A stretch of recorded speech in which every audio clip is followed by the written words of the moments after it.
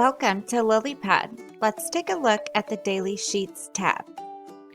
Daily Sheets is a very important section as it allows for communication with parents pertaining to the care and activity of their children. The Start End Group Rest button is used to record rest time for all children at once. You can download and email the daily sheet for any child by placing a check mark in the box next to the child's name, then clicking the Download Selected or Email Selected button. You can also download or email all at once by clicking the Download All or Email All button. Let's click on a child's name. Here you can sign in and add individual entries for each child, including meals eaten, toilet times, and rest times.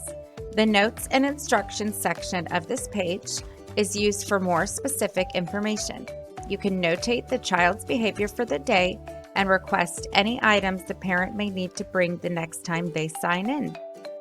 This concludes our walkthrough of the Daily Sheets tab of MyLilyPadApp.com.